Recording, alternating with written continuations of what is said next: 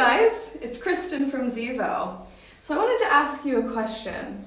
What is potentially more uncomfortable than having an ongoing conflict with a partner? Perhaps maybe an ongoing conflict with a workmate. Because not only are your emotions high and your productivity is probably affected, but you actually spend more time with your work colleagues than you actually do your family. We spend 1/3 of our life at work and around those colleagues. So it can be very uncomfortable if there's an ongoing conflict with somebody in your team. So today, we're going to talk about what you can do if you notice yourself getting into conflict or having ongoing tension. And we're going to use a mnemonic, 3 mnemonics actually. So dear, give, man. And I'm just going to go through each of the points a little bit differently so we can follow along. So this first mnemonic here, dear, this is all about you, so asserting your needs. So we're just going to put that you. And for the first point on dear, the D stands for describe. So describing the facts of the situation.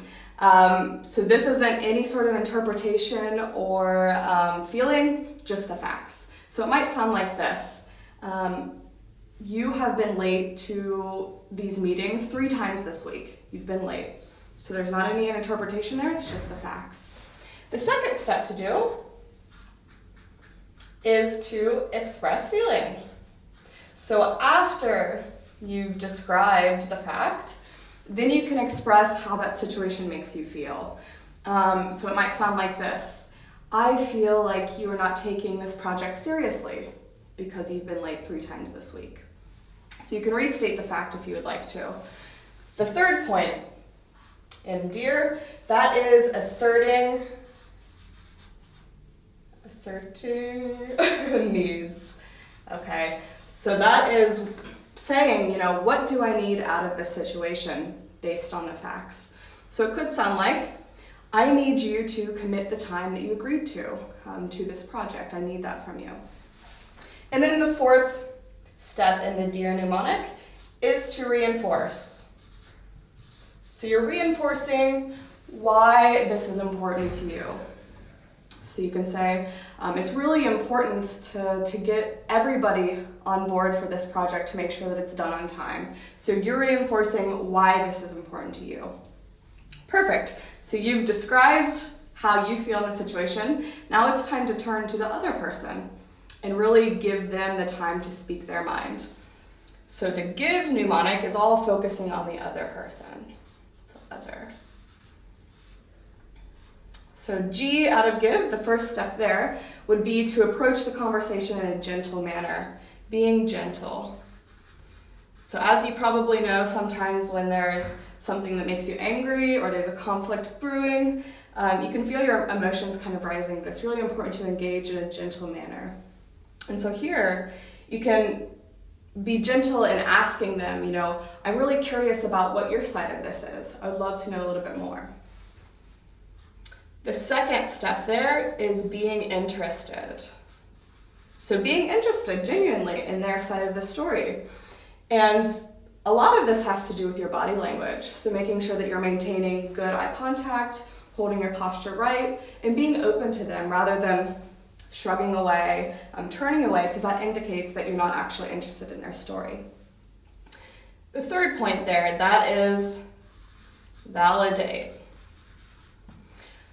So whatever they're feeling or whatever side of their story that they're presenting, that's true for them. And it's important for you to recognize that. So that might sound like, I understand that you feel like you're being overworked. You might not agree with it, but you're validating their side of the story. And then the last one here, this stands for easy manner. So again, it's kind of like the gentle category, but you're listening to them, you're validating them in a very easy manner. And you can even, in this point, acknowledge things that they say that you agree with or appreciate their effort trying to come to some sort of resolution. So you might say, I appreciate you understanding how this affects the team. Thank you for giving that appreciation. Perfect. So you've described how you feel, They describe how they feel.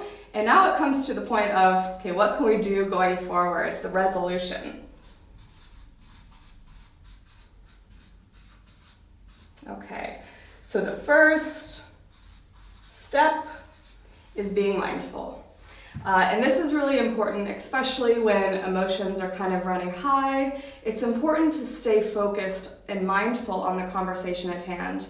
Don't bring up other factors that you're annoyed with. Don't go into a tangent in your conversation, but really stay focused to the point of what you would like to see. It'll yield better results that way. The second step in the resolution mnemonic is appearing confident. So that is really, again, about your body language, maintaining eye contact, speaking in a clear voice, and also, again, staying on the topic at hand and making sure that you don't let your emotions overwhelm you. Again, if you're feeling very angry, trying to approach it in a very calm manner. And then the very last step that we'll talk about here. That step stands for the negotiation. So what are you going to do going forward? And it's important when you arrive to this point to remember to be flexible. A lot of the times you're probably going to have to give something to get something. So it might sound like, I am happy to help you find time for more rest and relaxation in the middle of your workday, if you agree to make this a priority in your everyday calendar. So you're asserting what you need, but also appreciating what they need as well. And so you're coming to some sort of agreement moving forward. So we've just gone through the Dear Give Man, and I'm really curious for you to think about how this might be applied maybe in your work situation, or maybe a situation that you're experiencing at home or in your everyday life. As always, the Zevo team are happy to be here to help you, and please reach out to us if you need any more directed advice regarding conflict resolution. I'm Kristin, and I'll see you soon.